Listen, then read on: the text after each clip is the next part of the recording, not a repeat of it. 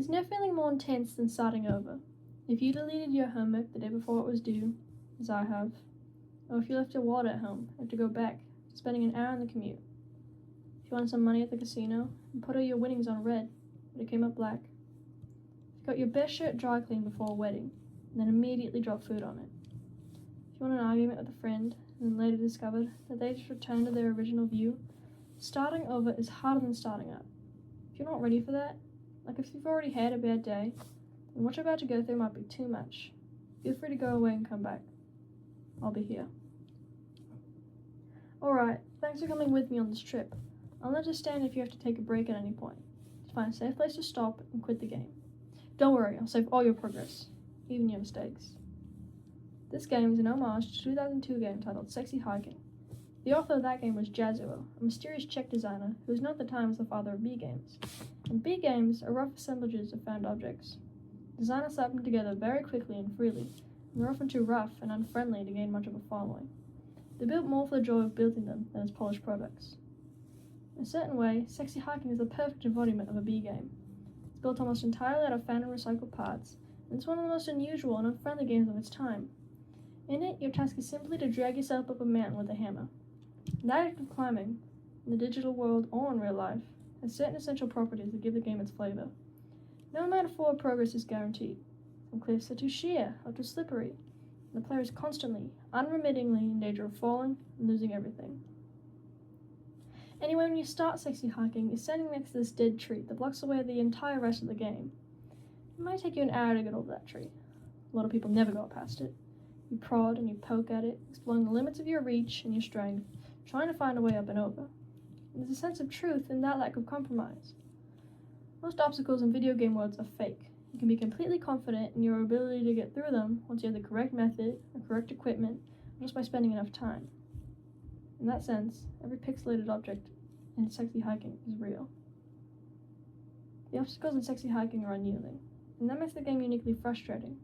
But I'm not sure Jazuo intended to make a frustrating game. The frustration is just essential to the act of climbing, and it's authentic to the process of building a game about climbing. A funny thing happened to me as I was building this mountain.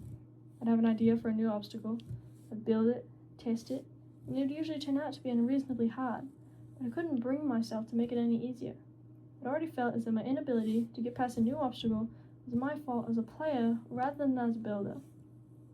Imaginary mountains build themselves from our effort to climb them. It's our repeated attempts to reach a summit that turns those mountains into something real. When you're building a video game world, you're building with ideas, and that can be like working with quick-set cement. You mold your ideas into a certain shape that can be played with, and in the process of playing with them, they begin to harden and set, till they're immutable, like rock. And at that point, you can't change the world, not without breaking it into pieces and starting fresh with new ideas. For years now, people have been predicting that games would soon be made out of prefabricated objects, bought in a store and assembled into a world. And for the most part that hasn't happened, because the objects in the stores are trash. Now I don't mean that they look bad, that they're badly made, though a lot of them are. I mean that they're trash in the way that food becomes trash as soon as you put it in the sink. Things are meant to be consumed and used in a certain context, and once the moment is gone, they transform into garbage. In the context of technology, these moments can pass by in seconds. Over time, we've had more and more refuse in this vast digital landfill that we call the internet. Now it vastly outnumbers and outweighs the things that are fresh and untainted and unused. When everything around us is cultural trash, trash becomes the new medium, the lingua franca of the digital age. And you can build culture out of trash, but only trash culture. B games, B movies, B music, B philosophy. Maybe this is what digital culture is, a monstrous mountain of trash, the ash heap of creativity's fountain, a landfill with everything we've ever thought of in it. Grand, infinite, and unsorted. There's 3D models of breakfast, Gen X's fanfic novels, scan magazines, green screen Shia LaBeouf, banned snuff scenes on LiveLeak. Facebook's got lifelike bots with unbranded adverts and candid shots of Kanye and Taylor Swift mashups, car crash epic fail GIFs, Russian dashcam vids, discussions of McRibs, discarded, forgotten, unrecycled, muddled, rotten, and untitled.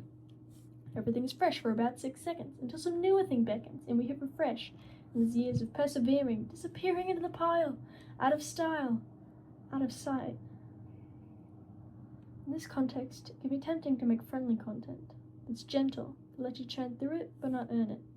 Why make something demanding if it just gets piled up in the landfill, filed in with the bland things?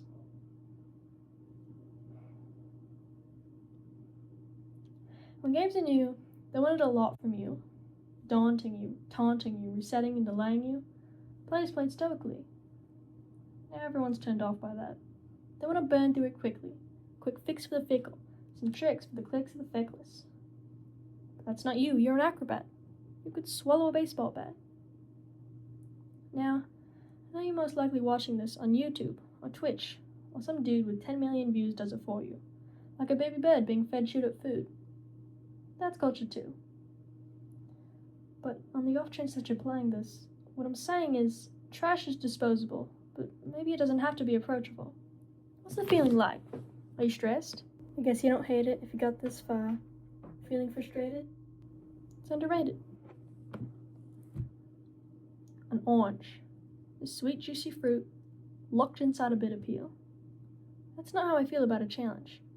I only want the bitterness. It's coffee. It's grapefruit. It's licorice.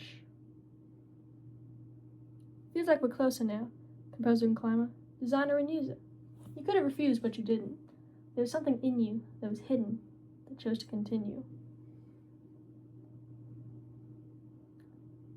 It means a lot to me that you've come this far, endured this much. Every wisecrack, every insensitivity, every setback you've forgiven me is a kingly gift that you've given me. We have the same tastes, you and I. It's not ambition. It's ambition's opposite. An obdurate mission to taste defeat. You'll feel bad if you win, so I put this snake in for you. Have you thought about how you are in this? Are you the man in the pot, Diogenes? Are you his hand? Are you the top of his hammer? I think not. If your hand moves, the hammer may not follow. Nor the man. Nor the man's hand.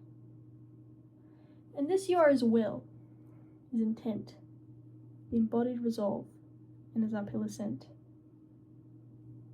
Now, you conquered the ice cliffs, the platforms, the church and the rectory, the living room and the factory, the playground, the construction site, the granite rocks, and the lakeside. You've learned to hike. There's no way left to go but up, and in a moment I'll shut up, but let me say, I'm glad you came. I dedicate this game to you, the one who came this far. I give it to you with all my love.